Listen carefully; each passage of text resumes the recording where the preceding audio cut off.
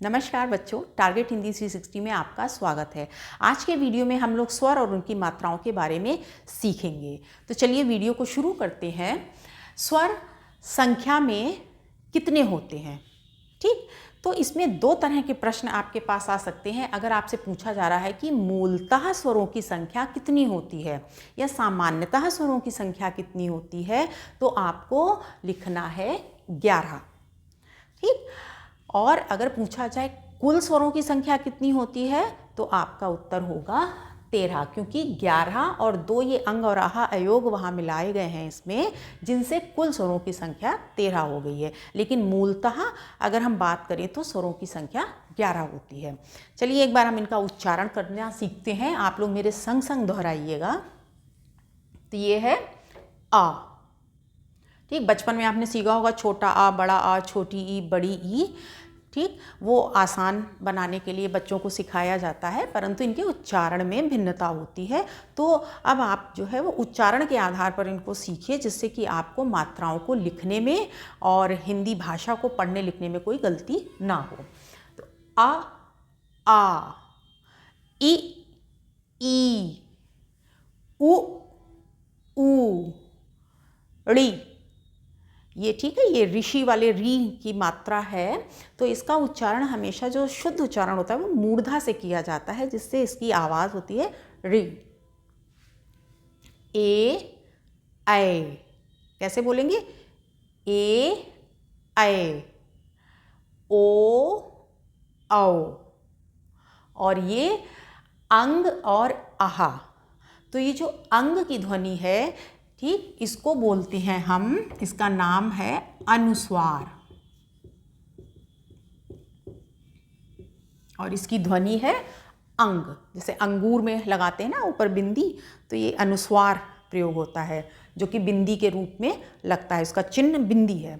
और ये ध्वनि, ये जो 2 डॉट्स आप देख रहे हैं, इसका उच्चारण होता है आहा, और इसका नाम है विसर्ग।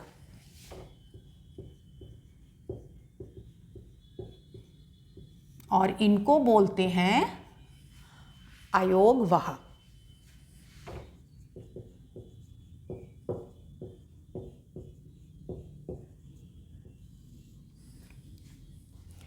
ठीक, तो यहाँ तक आपको समझ में आ गया होगा। एक बार फिर से हम इनका उच्चारण मेरे साथ साथ आप दोहराइए। आ, ई, उ, ड़ी, ए ऐ, ओ औ, अंग, आहा। तो ये हो गए 11 और प्लस ये अयोग वहा 2 मिलाकर हो गए कुल 13 स्वर। तो हिंदी में कुल स्वरों की संख्या हो गई 13। और स्वर की क्या परिभाषा है? जिन वर्णों का उच्चारण स्वतंत्र रूप से किया जाता है, यानी स्वरों के उच्चारण करने में किसी अन्य वर्ण की सहायता नहीं लेनी पड़ती है, तो स्वरों का उच्चारण स्वतंत्र रूप से होता है। तो ऐसी ध्वनियाँ जिनका उच्चारण स्वतंत्र रूप से होता है वे स्वर कहलाती हैं, और व्यंजन में स्वर की सहायता लेनी पड़ती है। अब हम इनकी मात्राएं सीखेंगे।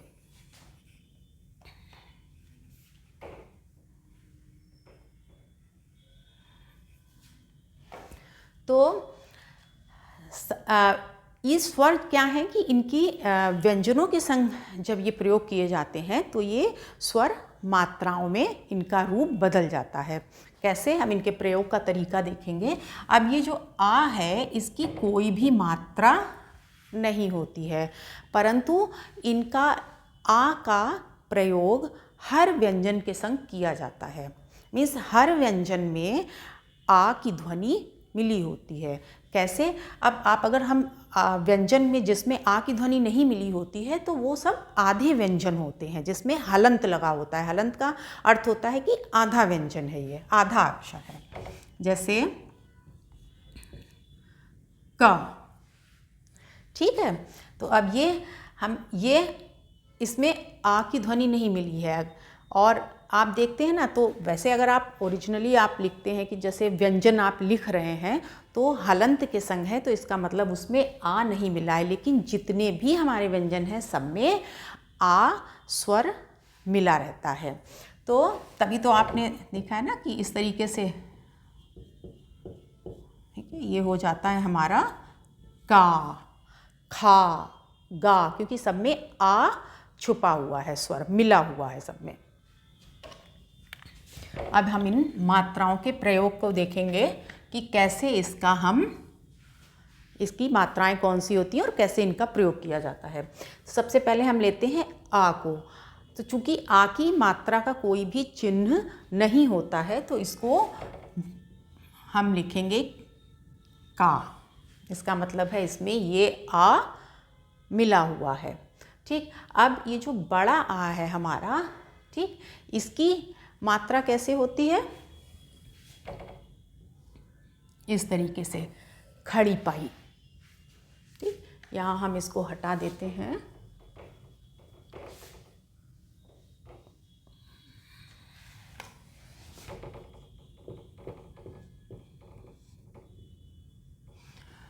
और का के संग ये कैसे हम प्रयोग करेंगे? का। ठीक, तो ये बड़े आ की या आ की मात्रा का के संग इस तरीके से प्रयोग होगी। इसका चिन्ह है एक खड़ी पाई के रूप में। अब ये आ गया हमारा ई। तो ई की मात्रा किसी भी व्यंजन में, का में या किसी भी व्यंजन में पहले लगती है इस तरीके से। उस व्यंजन के पहले, उस वर्ण के पहले ये प्रयोग की जाती है। ये इस तरीके से ये हो गई ई की मात्रा। अब ई की मात्रा, तो ये का में इस तरीके से लगती है। ठीक है, अब हम देखते हैं ऊ की मात्रा कैसे लगेगी। ऊ की मात्रा व्यंजन के नीचे लगती है। ऊ, सॉरी ये मैंने लिख दिया लघु ऊ, यहाँ पे लगेगी। अब ऊ की मात्रा उसका ऑपोजिट इस तरीके से लगा दी जाएगी। री की मात्रा व्यंजन में नीचे लगती है, तो ये ऊ और री की मात्रा व्यंजन के नीचे लगती है इस तरीके से। अब आते हैं ए की मात्रा होती है इस तरीके से। कैसे हम प्रयोग करेंगे? का में लगाई हमने ए की मात्रा के, यहाँ पे ए की मात्रा ये डबल हो जाती है। ठीक है, यहाँ पर एक ये सिंगल मात्रा लगी है और ये दो इसी तरीके से डबल मात्राएं लगती है, तो वो होता है ए की मात्रा। तो हम इसको यहाँ पे लगाएंगे कै। ओ की मात्रा इस तरीके से लगाई जाती है।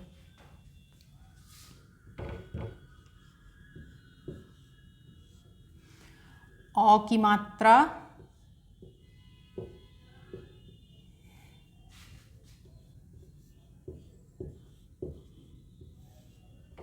ठीक।